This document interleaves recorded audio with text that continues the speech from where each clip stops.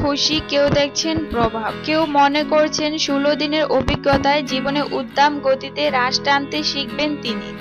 ভবিষ্যতে একসঙ্গে কাজ না করার কথা বলেছিলেন যারা, তাদের কেউ কেউ ফের কাজের আগ্রহ প্রকাশ করলেন। আর যারা মডেলের মৃত্যুর সুবিচার চেয়েছেন, এখনো আশায় বুক বেঁধে আছেন তারা আর অনুরাগীরা। তাদের কাছে এ যেন লড়াইয়ের প্রথম ধাপ পার হওয়া। বুধবার অভিনেতা বিক্রম চট্টোপাধ্যায় জামিন পাওয়ার পরে তাকে ঘিরে দিনভর চলল এমনই উচ্ছ্বাস, আক্ষেপ, চিন্তা। বিক্রম যে জনপ্রিয় ধারাবাহিকে কাজ করতেন, সেটির লেখিকা লীনা গঙ্গোপাধ্যায় বললেন, বিক্রম জামিন পেয়েছে শুনে ভালো লাগছে। একটা বাচ্চা ছেলে এতদিন খারাপ সময়ের মধ্যে দিয়ে যাচ্ছিল। তিনি কি ভবিষ্যতে আবার কাজ করবেন বিক্রমের সঙ্গে? ওর সঙ্গে চ্যানেল কাজ করতে চাইলে আমার আপত্তি নেই, স্পষ্ট জানালেন লীনা দেবী। খারাপ সময় থেকে শিক্ষা নিয়ে বিক্রম নতুন করে কাজে যোগ দিন, এমনটাই চান অভিনেতা ভাস্কর চট্টোপাধ্যায়। অভিনেত্রী অপরাজিতা আর্টের আশা আরো সাবধানী হবেন বিক্রম। তিনি বললেন, যা হয়েছে সেটা দুঃখজনক, কিন্তু সন্তান জেলে থাকলে বাবা মায়ের মনের অবস্থা কি হয় সেটা ভাবা যায় না। ওর বাবা মা একটু স্বস্তি পাবেন। বিক্রমের জামিনের খবরে খুশি অভিনেতা বিশ্বজিৎ চক্রবর্তীও।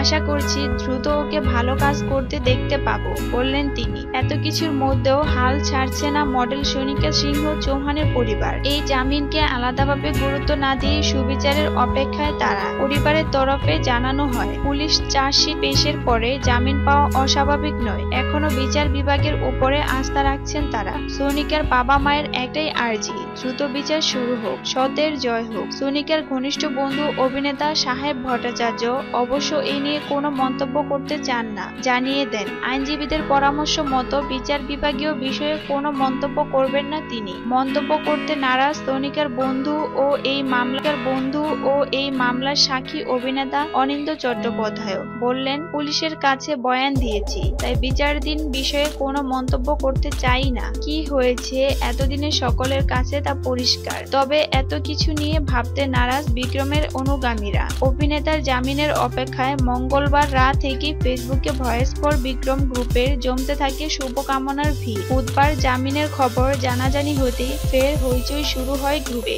সেসব পোস্টের সমালোচনা করে খুব জমতে থাকে জাস্টিস ফর সোনিকা গ্রুপে। কেউ কেউ বলেন, প্রভাব খাটিয়েছেন অভিনেতা। উত্তরে শ্রেয়া সিংহ নামে বিক্রমের এক অনুরাগী গ্রুপে পোস্ট করেন, বিক্রম প্রভাবশালী, তবে তার প্রভাব শুধু অনুগামীদের মনে, আদালতে সেটা প্রমাণ হবে। এই ছিল আজকে।